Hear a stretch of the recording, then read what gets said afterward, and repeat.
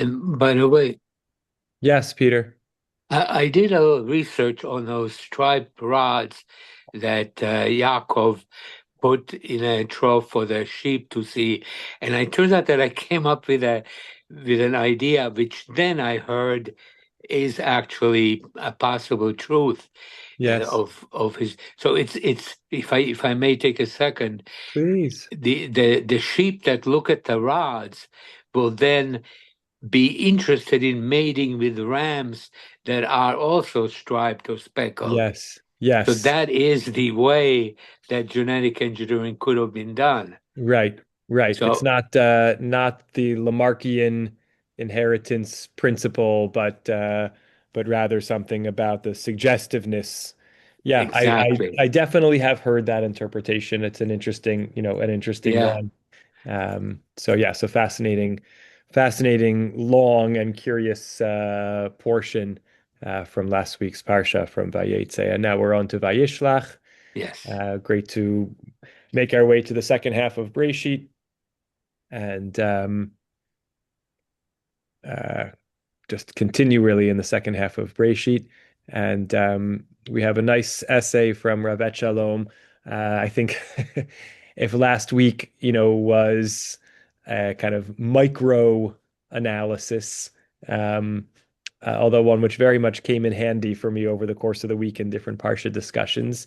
This one is more of a macro analysis style and has, I think, a lot to offer us. So let me share my screen and we will begin.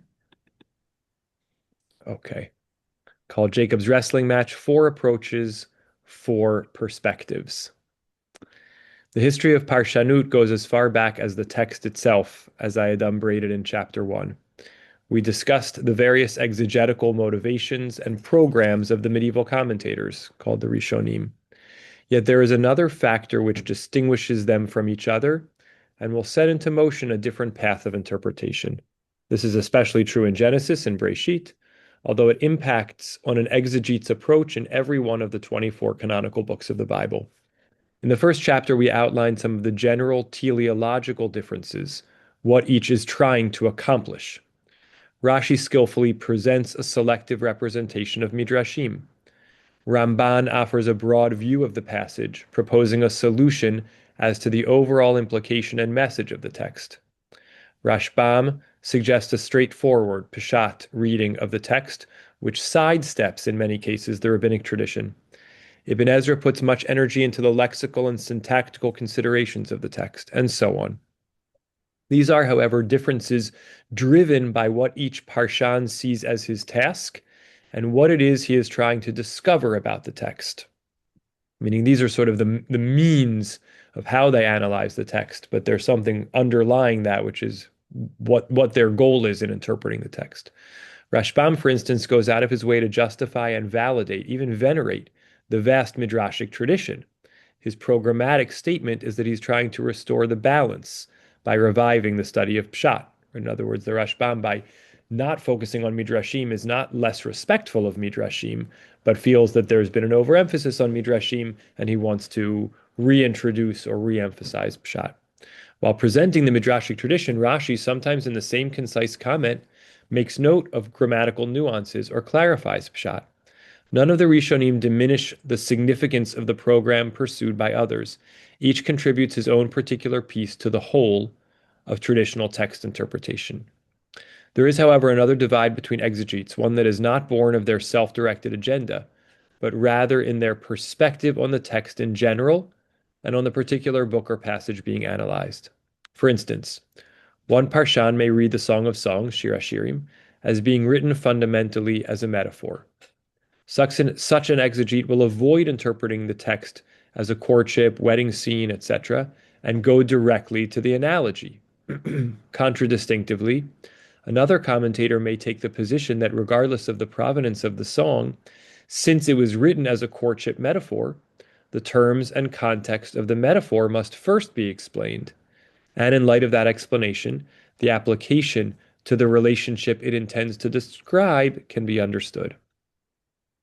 A side-by-side read of Rashi, Ibn Ezra, and Rashbam on almost any passage in Song of Songs will demonstrate this divide of approaches.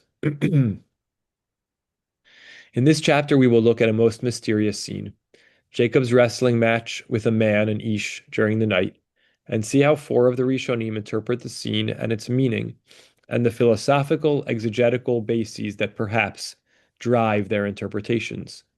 One caveat, this survey in no way exhausts the approaches to this scene, including approaches that continue to develop in our era, as what Rashbam would refer to as pshatot hamid chadshim bechol yom, exegesis in perpetual motion. That's a nice literary translation of, plain sense interpretations to the text, which are being newly innovated every day.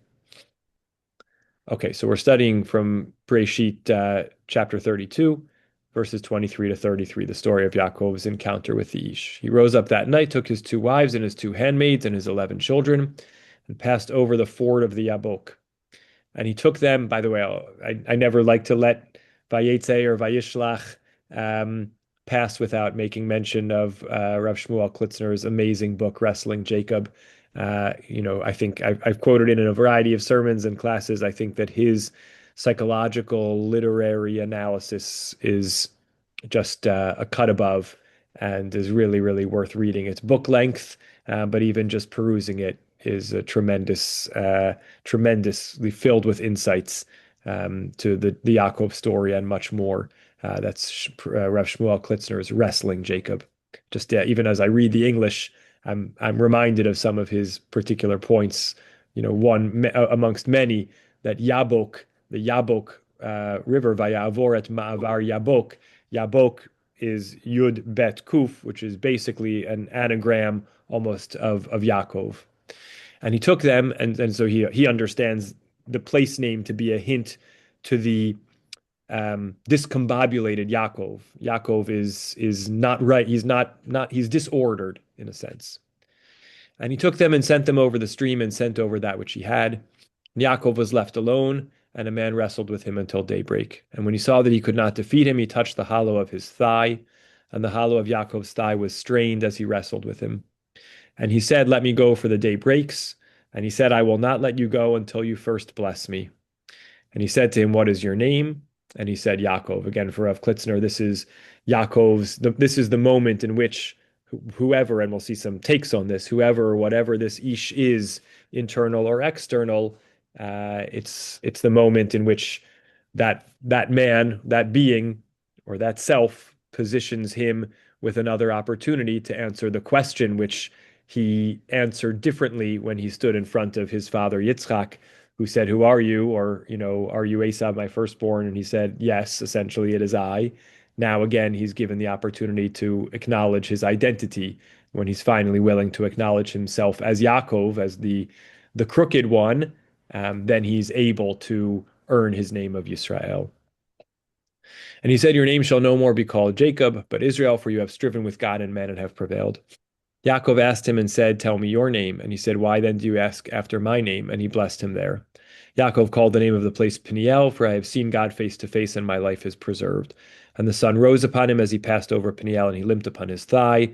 Therefore the children of Israel do not eat the sinew of the thigh vein, which is in the hollow of the thigh, until this day, because he touched the hollow of Yaakov's thigh, even in the sinew of the thigh vein. Before us saying the passage, I'd like to share, again, back to Rav Shalom's voice, one methodological note about the interplay between interpretation and text. It's a tried and true maxim that the more mysterious the passage, whether in content, lexicon, theological implications, visions, and so on, the broader the range of interpretation we're likely to find. To take an absurdly obvious example, there's no disagreement about Chanoch being the father of Metushalach, nor about his being the son of Yared, or Yared, right? In the genealogies where the fathers and sons are named, we don't interpret any of those things as differently than the plain sense of the text. There is, however, much discussion and diversity of opinion about the meaning of his disappearance from this world at the tender age of 365, right? In a litany of ages which tended much more towards the 600, 700, 800, 900, we're told that Chanoch walked with God and was no longer. Ki lakacho to Elohim, because God took him, and he died at the age of 365, much, much younger than his generational peers. Was he righteous? Was he a penitent sinner? Or was he a righteous man who was on the road to perdition and God took him early to save him? Did he die or was he taken alive? The opacity of the verse lends to all sorts of approaches. The mysterious image of a man taken by God opens up the floodgates of parshanut, of exegesis, and as expected, the range of interpretations is as broad as the field of interpreters. We should therefore not be taken by surprise to find that each parshan brings a unique perspective to the mysterious story which we are saying here, that is, the wrestling of Yaakov with the Ish and the name change, and that each in turn reads the details and context, environment, and literary evocations in light of that perspective. Although it would be tempting to present the Parshanim in strict chronological order, opening up possibilities of influence and or response, meaning if we went in chronological order, we could say, oh, well, the Ramban comes after Rashi. Might he have, be responding to Rashi, which the Ramban often explicitly does, often explicitly quotes Rashi and Ibn Ezra and relates to them. But so even though that would be tempting, we will begin with Maimonides, not the first. As we will discover, his approach places him in a different sphere of interpretation than the other four. We will then investigate two exegetes of the French school and return to the world of Spanish Jewry and conclude with Ramban. Okay, starting with Rambam, Maimonides, Genesis as flexible narrative. Rav Moshe ben Maimon, as Rambam, Maimonides, Genesis as flexible narrative. Rav Moshe ben Maimon, the Rambam, did not compose a comprehensive commentary on the Bible, right? You can't find the, on a Mikraot Gedolot page of commentaries on the Chumash, you won't find the commentary of the Rambam like you will the Ibn Ezra, the Rashbam, Rashi or Ramban. You won't find Rambam's commentary.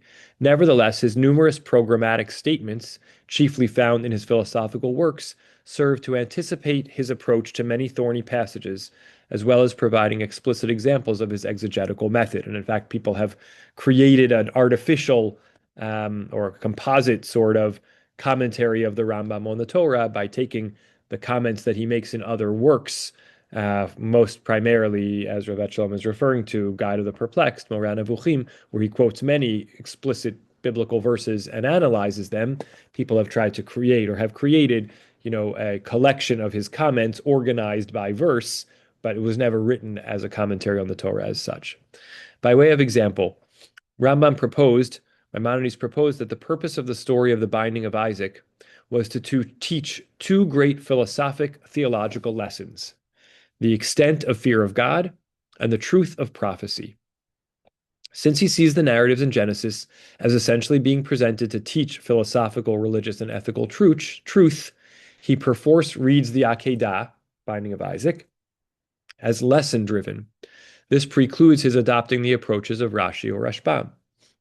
Maimonides establishes his philosophically driven approach to interpretation of the Bible text.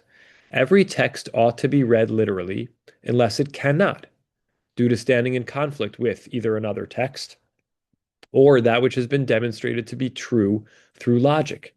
Since Maimonides, for instance, demonstrated that God cannot be endowed with physical traits, perforce any mention of God's arm, eyes, etc., must be read non-literally. Hence, Rambam, Maimonides, expressed a willingness to reinterpret the beginning of Genesis to include the eternity of the world, if the truth of such a proposal could be properly demonstrated. Any text which, taken literally, would contradict a textual or philosophical principle must be read in a non-literal fashion. One of the textual premises that drives Maimonides is that presented in Numbers chapter 12, verses 6 to 8. This is in the midst, I believe, of the story of Miriam and Aharon speaking ill of Moshe, and somehow in relation to the Cushite woman he married. And in the context of that, God speaks to them about the uniqueness of Moshe's prophetic capability. The qualitatively superior status of Moshe's prophecy, in that only he may prophesy while awake, is taken by Maimonides as a general principle, which he then canonizes as the 7th of his 13 articles of faith. In addition, Maimonides reckons any human interaction with an angel as a form of prophecy. Hence, Excepting Moses, that interaction must be a vision occurring within a dream or trance. Therefore, Maimonides famously interprets the Annunciation scene, Genesis 18, meaning the guests who come to Abraham and tell him about that the birth of Yitzchak is going to take place, as being a vision Abraham had, i.e., Sarah never really laughed, nor did she mock the possibility of such a miraculous birth. This is surprising to some people, the idea that this all happened in a vision, because we're accustomed to relating to it as a story, whether we understand it as purely historical or not. We understand it as a story that we are to imagine took place with actual visitors to Abraham actually speaking in real life in the story, or in real life in real life. And here the Rambam interprets this as all having taken place in a vision. There's a commentary on the Rambam that Mark Shapiro talks about that was censored, that also suggests that the binding of Isaac, that Akedat Yitzchak, may also have been all in a vision. Again, perhaps because there was an angel speaking, and that couldn't have really happened in a literal sense. So this opens up a whole fascinating realm of, biblical interpretation through the lens of the Rambam. It's clear from our passage that the man wrestling with Jacob is a divine being. Although we could interpret Jacob's demand that he bless him as an admission of defeat, the adversary's prophetic declaration that Jacob's name will be changed implies some form of divine knowledge. In addition, the impetus for the new name, "You have striven with God and man and have prevailed," may imply that the man was a representative, as it were, of God. Jacob certainly believed that to be the case, as indicated, as we read just a little while ago, by his naming the place Peniel, because he had seen God face to face and been spared. Given that this interaction was with an angel, and that Jacob is someone other than Moses, we would expect Maimonides to interpret the entire scene as a vision, and not having happened in the real world. We are therefore not surprised to find Maimonides including this interaction among those he reckons as being visions. In other words, reading Jacob's late night interaction as not having really happened at all, right? Happened in a vision, but not as an interaction between Yaakov and some divine or angelic or any sort of being outside of himself. Okay, so that's the Rambam. Again, because the Rambam is prepared to interpret all things literally unless they contravene a philosophical or theological principle of his, and one such is that angels can't be manifest in the real world; they must be indicative of a vision, and therefore Yaakov's wrestling encounter was a vision. Yeah, Dad. And then I see Peter has a hand also. We'll come to Peter. What does the Rambam do with the fact that Yaakov is now limping? If it Yeah, was a great vision. question. Great question. I don't know off the top of my head, but I will jot it down in case I get a chance to see anything about it. It's a great question. Thank you. Peter, did you also going to say something? But you're muted. Go ahead and unmute if you can.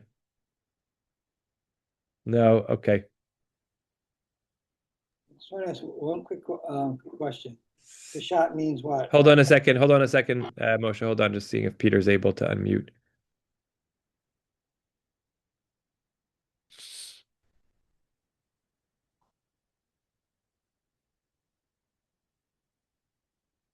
Okay. All right. I'm sorry about that, Peter. I think there was some background noise and I muted your screen. I shouldn't have done that, not realizing it would be difficult to unmute. So apologies, but hopefully we'll get to hear your comment later or another time.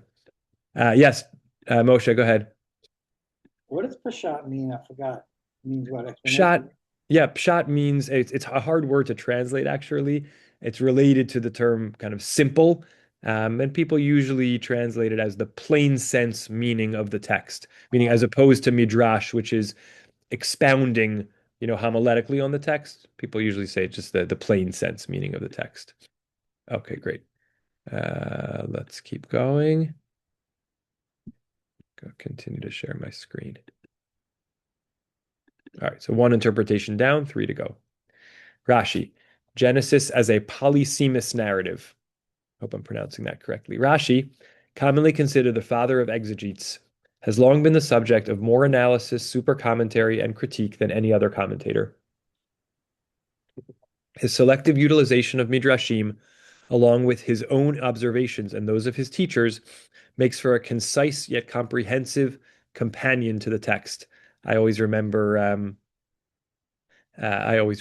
learning when we were introduced to Rashi that Rashi was brief, concise, and enlightening. Those were the three adjectives I was always taught about Rashi's interpretation. His approach to legal texts is driven by a fidelity to the Midrash Halacha, representing the text as meaning that which Halacha eventually determines it to mean.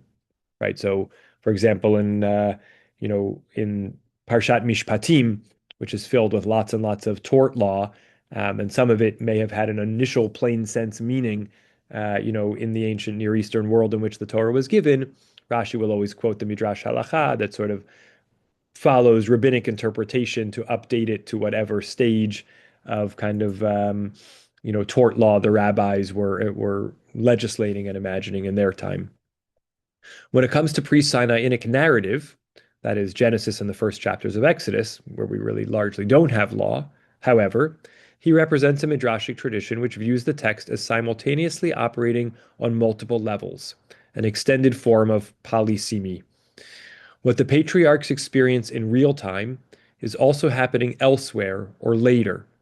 I think this is a really enlightening, to borrow a Rashi term, kind of way of describing what Rashi's project is.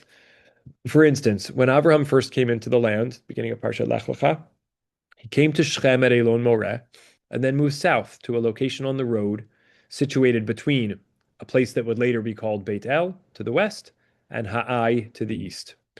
Noting the patriarch's arrival in Shechem's town, Rashi explains that he came to pray for his great-grandchildren who would ultimately wage war there at the mention of Ha'ai. Who would ultimately wage war there. Pause. At the mention of Ha'ai, Rashi suggests that he prayed for his descendants who would become ensnared in the sin of Achan and be defeated at Ha'ai hundreds of years later when conquering the land under Joshua's leadership. Rashi wouldn't negate the simple narrative flow and the construction of the altars at these places as part of Abraham's own mission, yet he allows for an added layer of meaning to the text. In every case, as is to be expected from Genesis, the added layer of meaning points to the future, right? To be expected from Genesis because it's the beginning, so its meanings are going to be meanings referring to a future time. Sometimes immediate, other times distant, even to the eschaton, right? The end of days.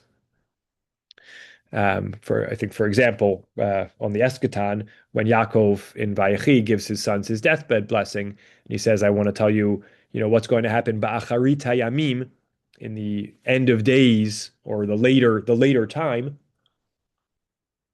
Rashi cites a midrashic tradition that he was going to tell them about the messianic era, but that his vision was clouded and he wasn't able to share that information. So instead, he gave them, more short-term future blessings.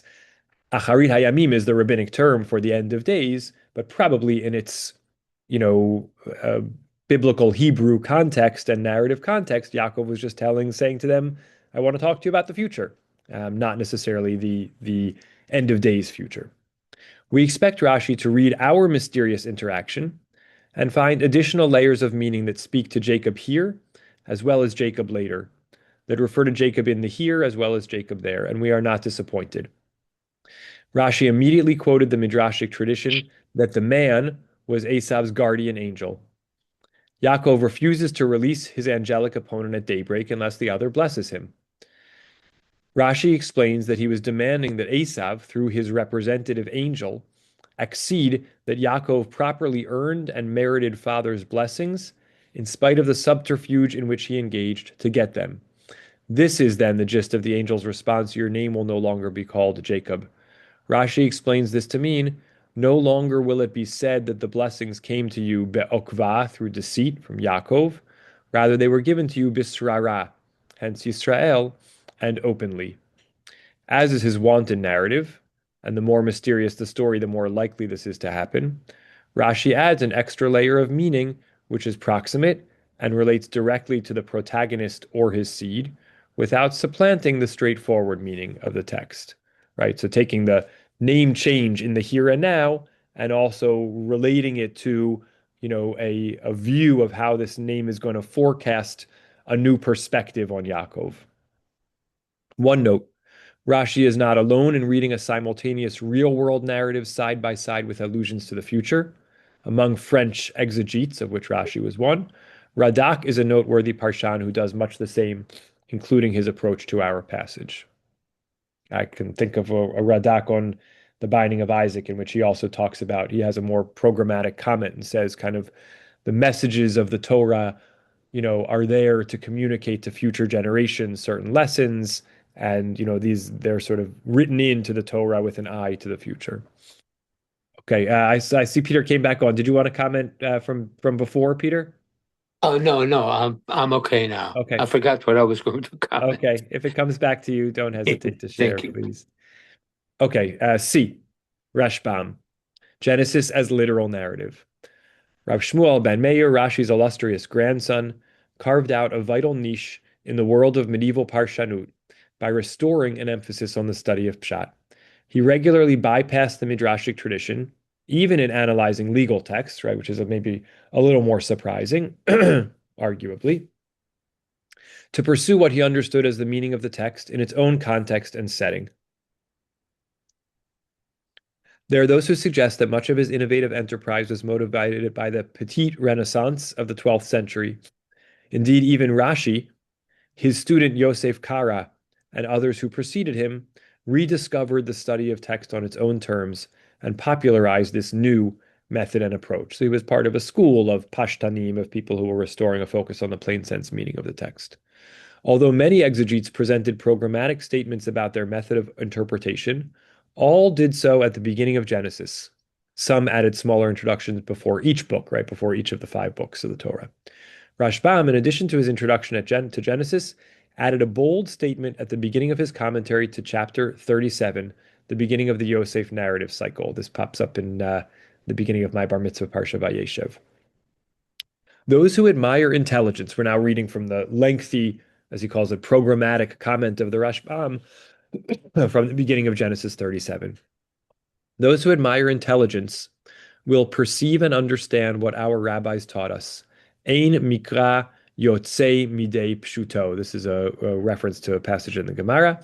The scripture never departs from its plain sense meaning not never only departs, meaning the text is never to be understood exclusively midrashically, but must always also be understood or minimally understood through its plain sense meaning. Even though the main goal of the Torah is to teach us via allusions in the text, the lessons, rulings, and laws through superfluous language, the 32 hermeneutic rules of Rabbi Eliezer, son of Rabbi Yossi Aglili, and with the 13 hermeneutic rules of Rabbi Yishmael. Meaning, even though we have lots of, hints and methods through which to interpret from the text additional meaning beyond the plain sense, the plain sense level or layer is never to be left out. The early sages, due to their piety, chiefly engaged in studying the drashot, which are the main point. As a result, they were not accustomed to the depth of pshuto shel mikra. Since the rabbis advised that we should not accustom our sons to meditation, and they also said that one who engages in mikra, this is an incomplete measure of study, whereas one who engages in Talmud, there is no greater measure. Consequently, they were not so accustomed to studying the literal meaning of the text as we read in Tractate Shabbat. Rav Kahana said, by the time I was 18 years old, I had studied the whole Shas, that's the whole 6 orders of Talmud. Yet I did not know that a verse cannot depart from its plain meaning until today. Indeed, even our master Shlomo, my mother's father, that's Rashi, the light of the diaspora, who explained the Torah, Nevi'im, and Ketuvim, intended to explain Pshuto Shel Mikra, the plain sense of the meaning of Scripture. I, Shmuel, son of Meir, meaning Meir, his son-in-law, Shmuel, his grandson, the Rashbam, challenged him in his presence, meaning the Rashbam is saying here, I challenged my grandfather, Rashi, in front of him, and he acceded that if he had the opportunity, he would have to write additional commentaries based on the innovative pshatot that are discovered every day. Now the intelligent ones will see what the early ones explained. Meaning he's saying, like, my grandfather Rashi even agreed with me that even though he focused on Midrash, that, pshat should be given front and center, pride of place as well. So fascinating idea. And he also notes here something which is very well borne out in medieval Ashkenaz, this idea that there's a primacy to Talmud because it includes scripture and interpretation, whereas scripture only has scripture. We see a lot of comments in the period of the Rashbam to this effect. Okay, that's the end of the quote from the Rashbam. Now we are back to Rabbi Shalom's analysis. His motivation for placing this audacious declaration at this odd place, meaning what is this doing in Genesis chapter 37, becomes clear as we learn that he is about to drop a bombshell. Going against the strong midrashic tradition, which is the backbone of the martyrology, Asara Haruge Malchut, Rashbam interprets the text such that Joseph's brothers were not the ones who sold him. This assertion startles anyone familiar with the many midrashic associations between their sale of Yosef and many of the misfortunes that befell the family then and throughout history. Shira has actually taught about this at HIR. The assumption that many things which befell the Jewish people in our history, the Midrash traces back as punishments for Yosef's brother's sale of Yosef.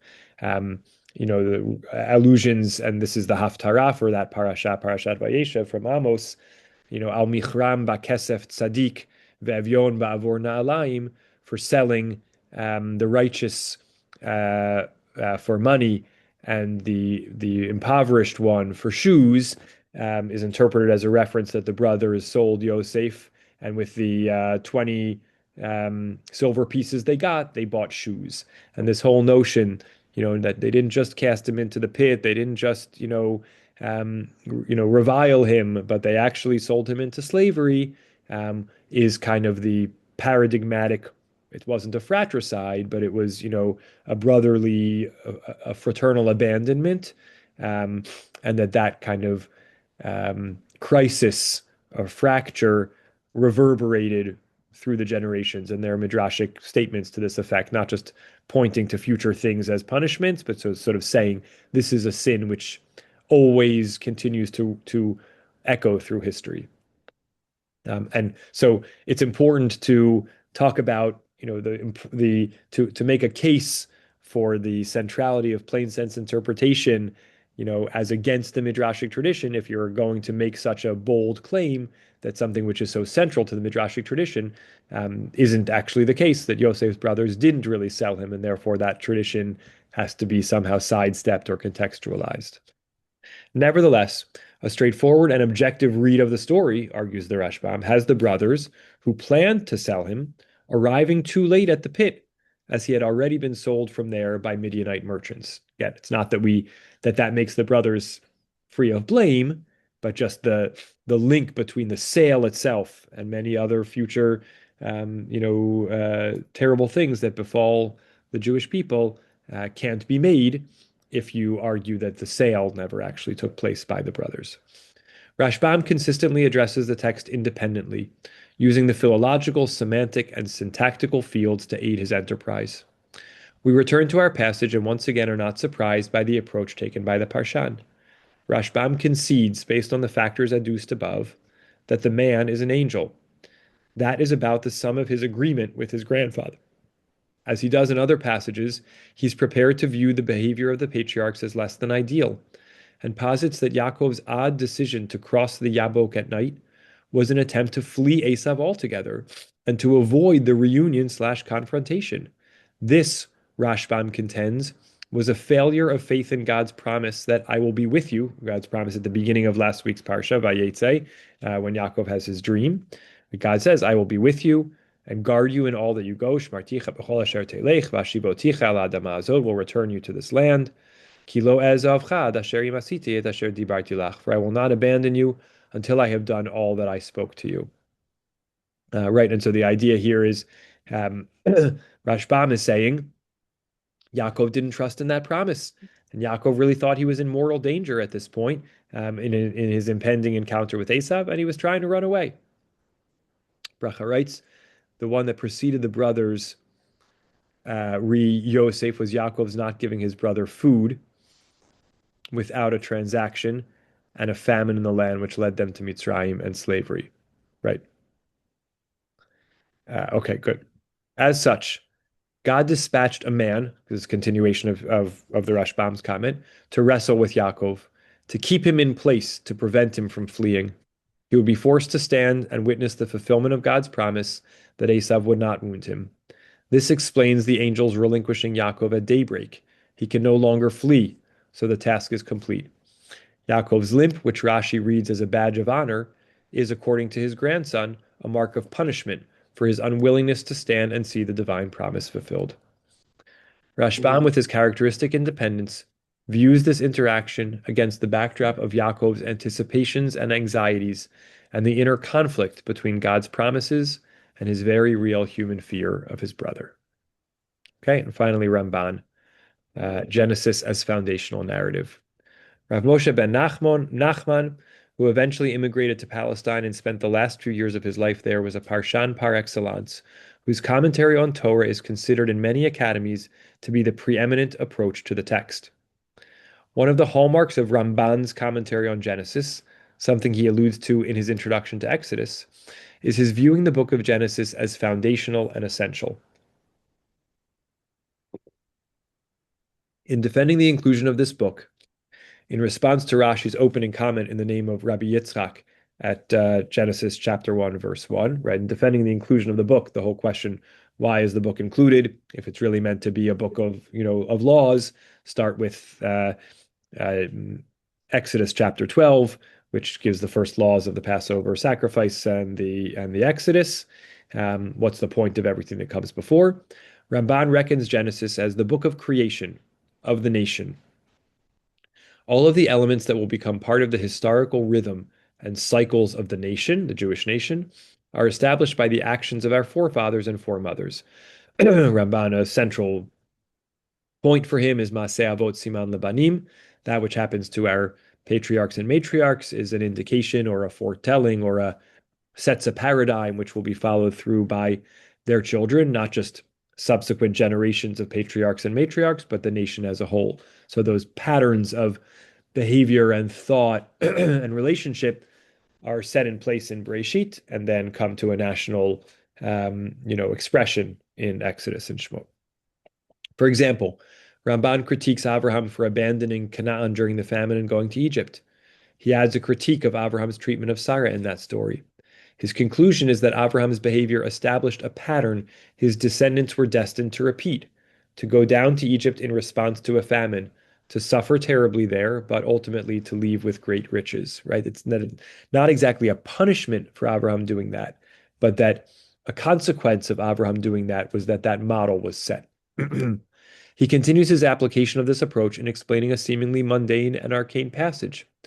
In chapter 26, we read of, this was back in Toldot, we read of the 3 wells dug by Isaac, by Yitzchak, and Pleshet, that the first 2 were the subject of dispute with the Philistines. Only the third, Rechovot, was dug and used without incident.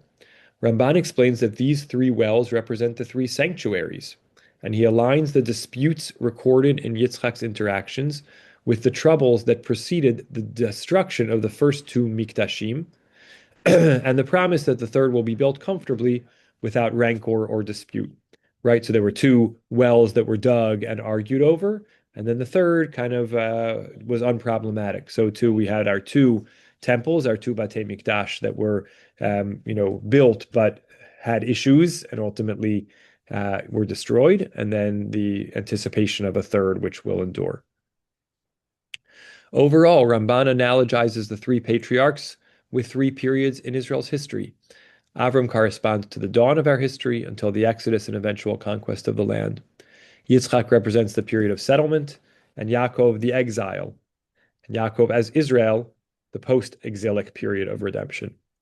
This corresponds nicely with the rabbinic tradition that Avram established the morning prayer, Yitzchak the afternoon prayer, and Yaakov the nighttime devotion. The use of night as a simile for exile is common in rabbinic literature. Israel is then the next dawn of redemption. His first name change takes place at the end of the night in our passage.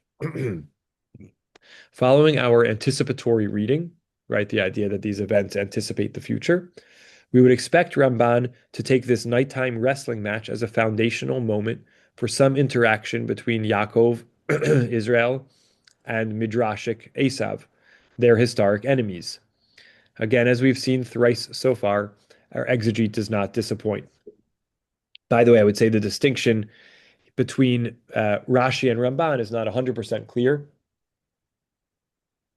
because both of them have this dimension of foretelling the future. I think, maybe I would suggest that Ramban's anticipatory readings are often much more national, whereas Rashi's are much more individual, meaning what's happening to a person is happening to them and also happening to an individual one of their descendants more than a national and then kind of like themes of the nation. But there's more to unpack there. Okay, so Ramban does not disappoint. Ramban begins by citing a midrash that interprets the angels touching Yaakov's thigh as his touching all of the righteous ones that will come forth from him, referencing the generation of the persecution in Hadrian's era, 140, circa 140. He then explains in his own words, this entire event was a hint for future generations, that there will be a generation in the history of Yaakov's seed when Esav will overpower them, until they will nearly destroy them. And this was during one of the generations of the sages of the Mishnah, like the generation of Rabbi Yehuda ben Bava and his colleagues. As they said, Rabbi Chia bar Abba said, if someone would direct me to give up my life for the sanctity of the Blessed Holy One, HaKadosh Baruch Hu, I would do so, as long as they would kill me right away. But I cannot withstand being persecuted in the generation of Shmad, of religious persecutions and limits on religious practice. Ramban continues, and there have been other generations since then where they have done similar and worse things. We have suffered it all, and it has passed us by, as is hinted to by the phrase, Vayavo Yaakov Shalem, and Yaakov came Shalem, complete, right? Even though he had been limping, he was still whole or complete. So the Ramban reads this story as a paradigm for many future instances in which the nation is attacked and harmed in a bodily and spiritual sort of way. But the promise is baked in that they will also withstand it and emerge whole. We have investigated a small but vital and mysterious passage in the Jacob narrative. We found that each of the four Rishonim whose comments we've reviewed looked at this Parsha differently, but that wasn't the result of a different interpretation of the words or of the setting. Rather, it was the result of a unique approach to the book of Genesis and Parshanut, right, exegesis, which then directed each of them to read this text in his own way. Whether, as Maimonides holds as a matter of principle, it is an angelic dialogue which must be a vision, or per Rashi, a doubling which affects Yaakov the man now, but also in his later interactions with Esav. Whether, as Rashbam would have it, this is a strategic move employed by God to chastise Jacob for his lack of faith and to keep him present to see God's fulfillment of his promise of protection. Or as Ramban would have it, a glimpse into the complex relationship between the Jews, Jacob, and the Romans, Esav. Over 1,000 years later, each of these approaches and messages could be found in this rich text. So I think, a beautiful display of four of the medieval commentaries, not just what they focus on in terms of their, methods of interpretation, but more broadly, how they think about the goals of interpretation and and how those apply in each book differently. And their insights in particular into this story. I wish I remember the name. I recently got, I think it's Koren, and I can't remember the author is maybe Avigail Rock, if I remember right.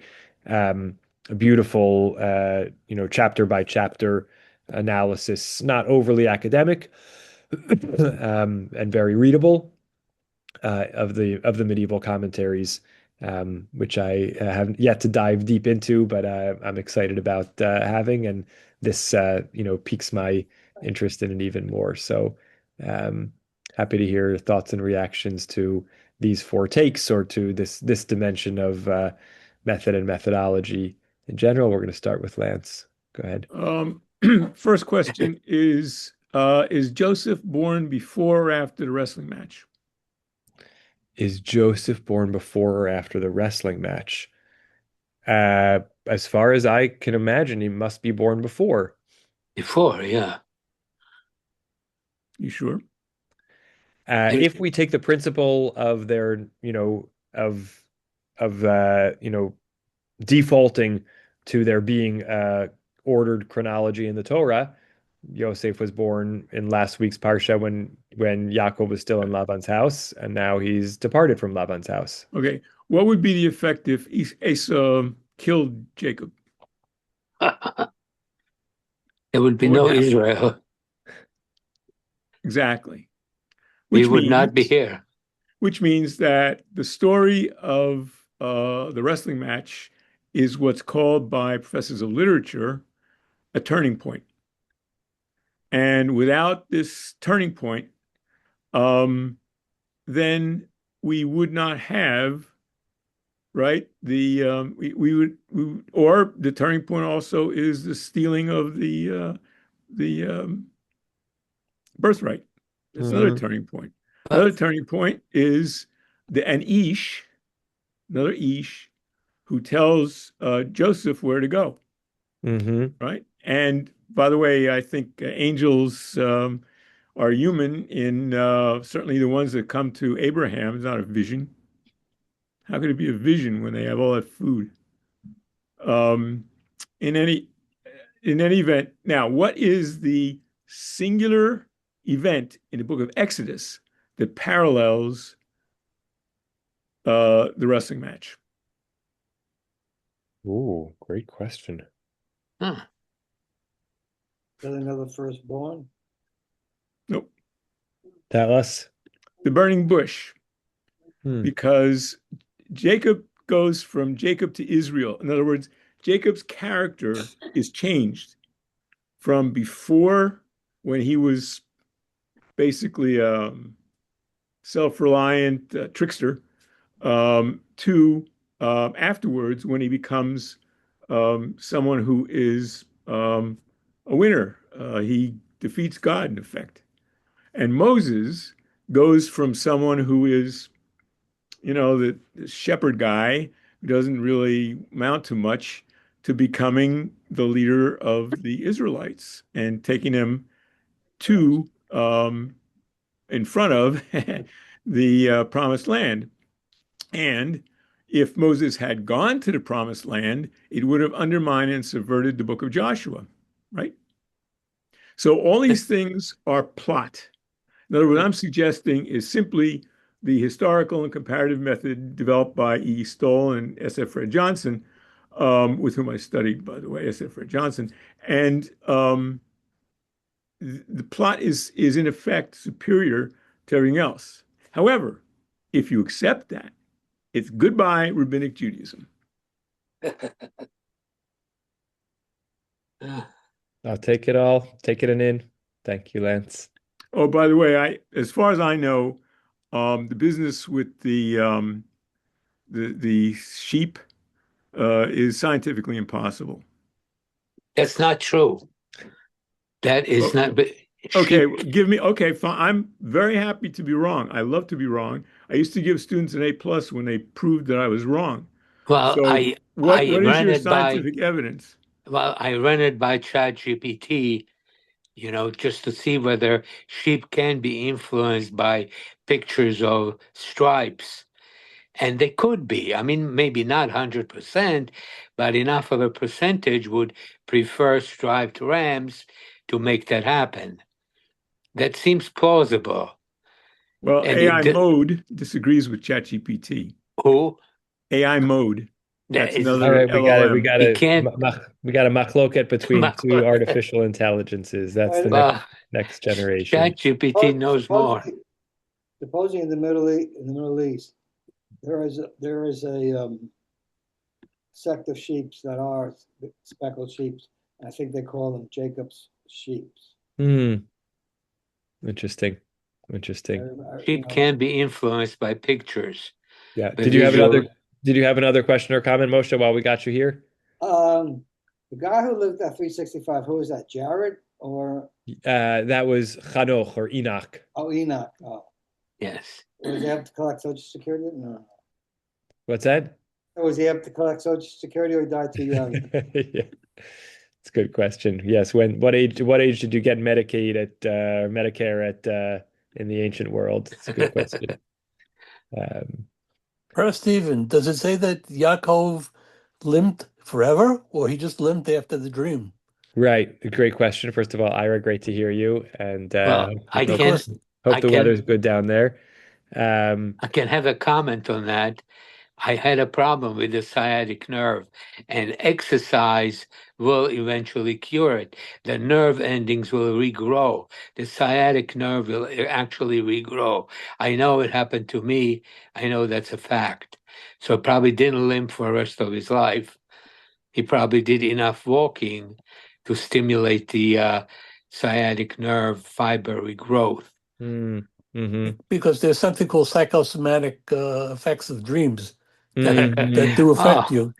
Uh-huh. That's another interesting take. There's And a- by the way, I'll just say back to my dad's question, um, there is an article on the Torah.com called Torah Narratives with Angels Never Actually Happened, Heretical or Sublime, which focuses on the debate between the Rambam's approach that, Torah narratives with angels never really happened, but were visions, and the Ramban's, very, very sharp rejection of that stance. And in fact, one of the examples of the Ramban brings to try to disprove this approach of the Rambam is exactly the point that you made.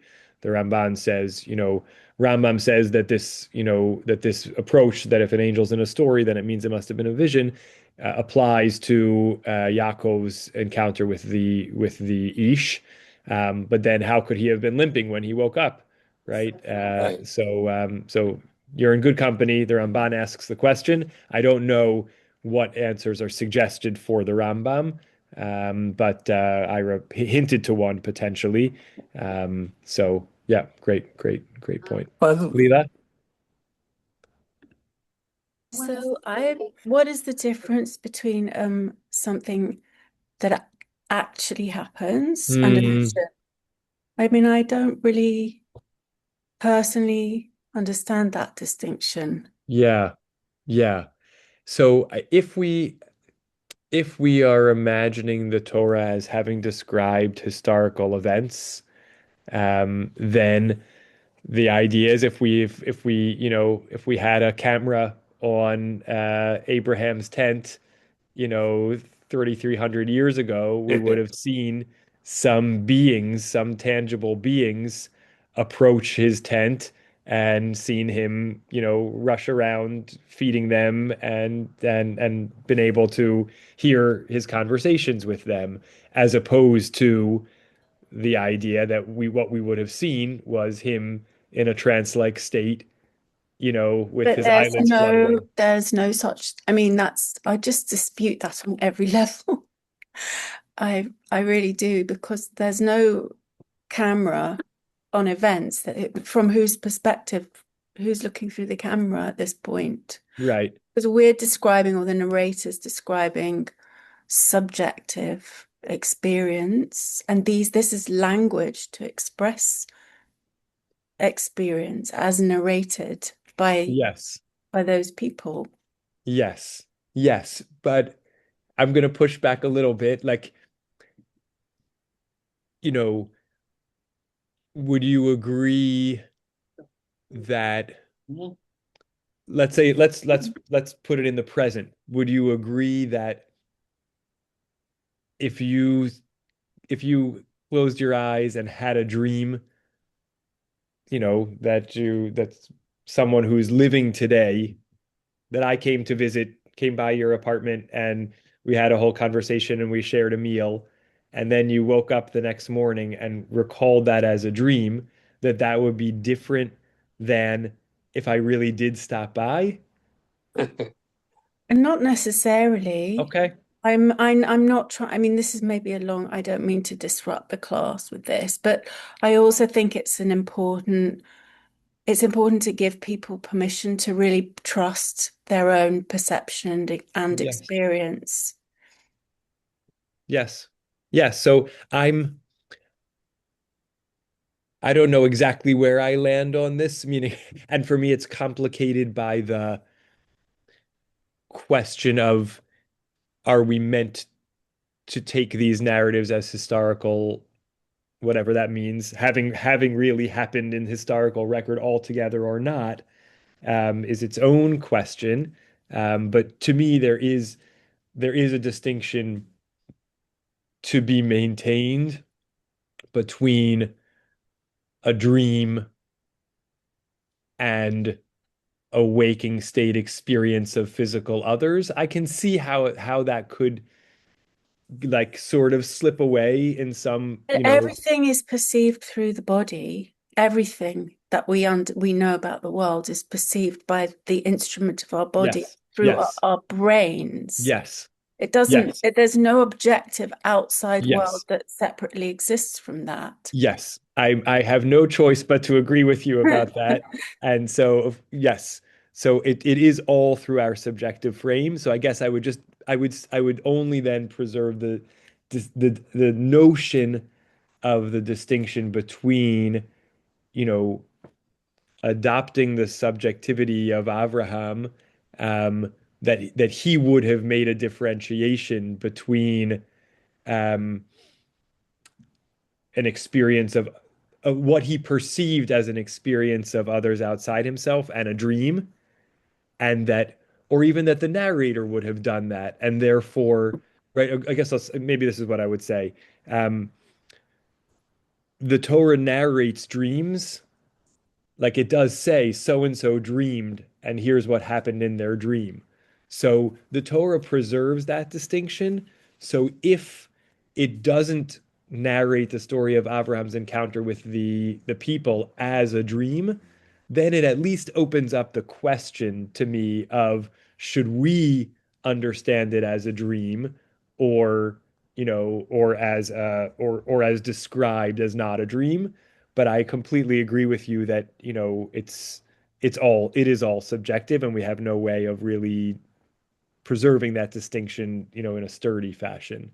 And yeah, I think you're absolutely right to raise it. So, yeah. I have a I want to say something. Yes, Joan. Yes, when I was trained in literature, we were very strongly trained in the idea of going directly from the text. So I think, and it's very fascinating to me that all these different kinds of interpretations were done. But I still think that for me, the bedrock is the text itself. And if in some cases it does say dream, and in other cases it doesn't, then you can imagine what you want. But you would have to use the text to back up what you're saying. Yeah. Yeah. and I have a small comment in defense of Yaakov. You said that he was crossing the Yabok River in order to escape encounter with Esau. Well, the thing is that when he was reassured by Hashem, wasn't it a kind of long time ago when he received the assurance?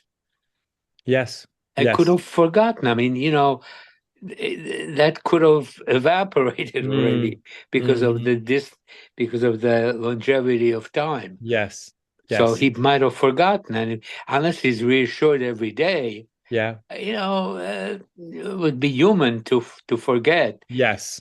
Yes. So that's my only Yes, comment.